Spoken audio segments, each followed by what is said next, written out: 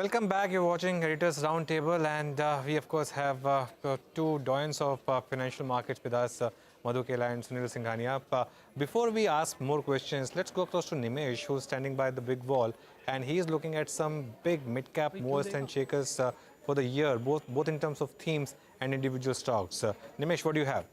You know, Anuj, the reason I've picked up the mid-cap and small-cap is largely because both our guests, Madhu and Sunil, have been champions in identifying the right winners and exiting the losers as well in time. So that's why I've looked at the mid-cap and small-cap somewhat to somewhat. Let's first look at the Nsm Mid Cap Index. The index is down just 1.5%, but within that, there are lots of winners and losers to identify. So look at the winners list first. In the likes of Sri Renuka Sugar, Raymond's, Shoppers Stop, Karur Vysya Bank, KPIT, Mazgaon Dock, so many of these stocks are up between 130% to 64%. So that's the largely a mid-cap winners list. Look at the losers list within the mid-caps as well. Something like a Lux Indices is down 57%, Manappuram Finance is down 51%, Metropolis is down 49%, the likes of Sterlite Technology down 41%, IEX is down 43%, and the likes of Jubilant Pharmova, even that stock is down almost 50% in the mid-cap space. Now look at the small-cap index. The Nifty small-cap index is down 12.5%.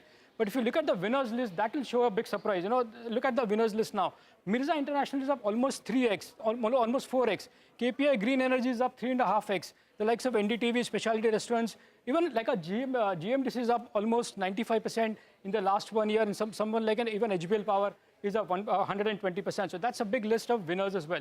Now look at the losers in the small cap universe. Dhani Services is down 75%, Solar Active is down almost 68%, Dilip Bilcon is down 65%, likes of Strides Pharma is down 44%, Indiabulls Real Estate is down 51%, somewhat to somewhat in this Diwali. So that's the mid-cap and the small-cap list for you. I've also looked at the IPOs of this year. You know, if you look at the IPOs, even there is a big divergence. The likes of Adani Wilmar is up 161%, Veranda Learning is up 112%, Venus Pipes is up almost 100%, Go Fashion is up almost 100%, and Data Pattern is up 80%, in the last 1 year. But there have been big losers as well, and the losers are largely coming from the platform businesses. Look at Paytm, that's down 70% from the listing price.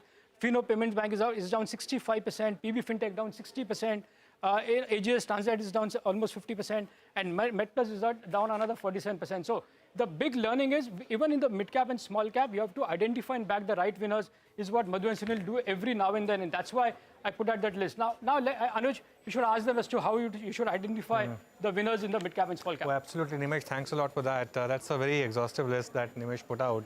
Of course, you both have had some stocks in that. We'll not go there. But Madhu, one interesting thing which he put out was the new age companies and all the listed stocks from there.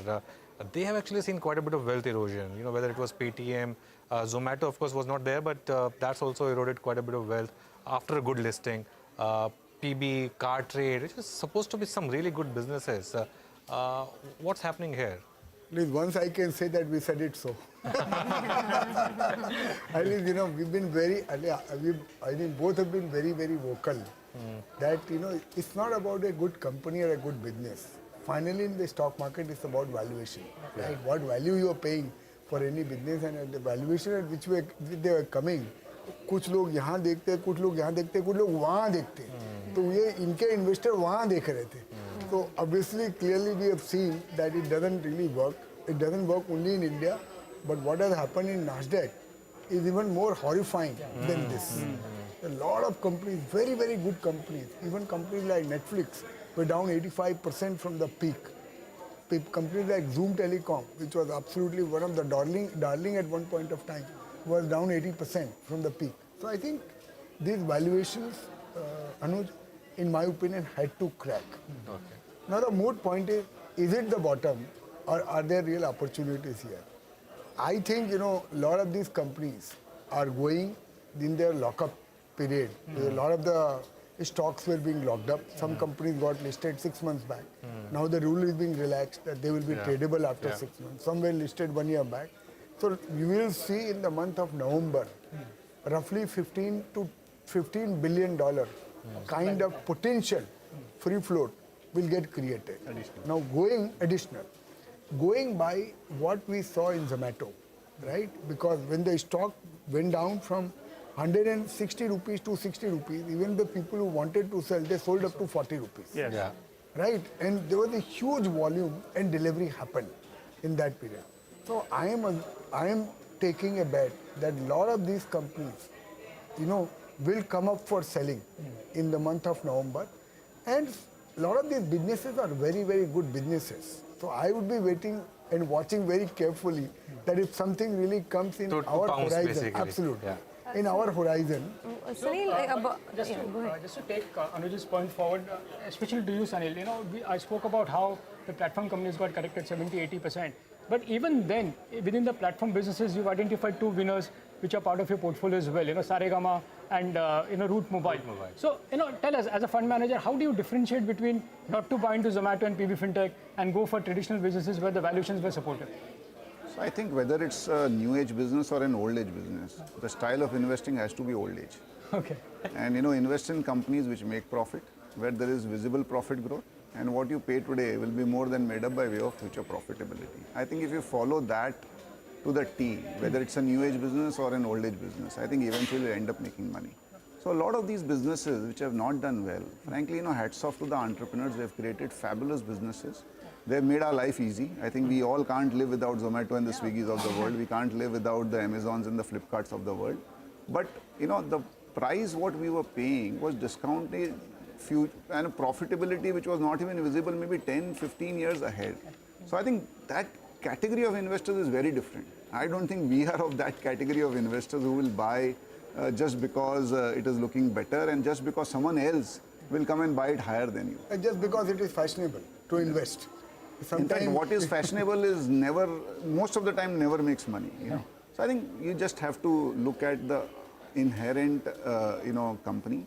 And more importantly, Nimesh, you have to look at companies which will not require further capital to survive. Right. A lot of these companies need further capital to survive. And in an environment, where private equity is just dried up, if they don't get capital, I think they will have to lay off people and they will close down. Right. Yeah.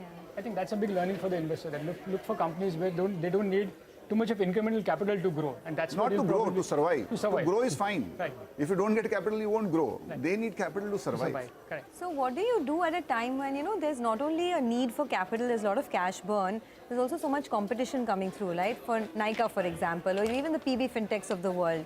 Do you stay away completely, or do you still look for some value here? You see, competition is a way of life.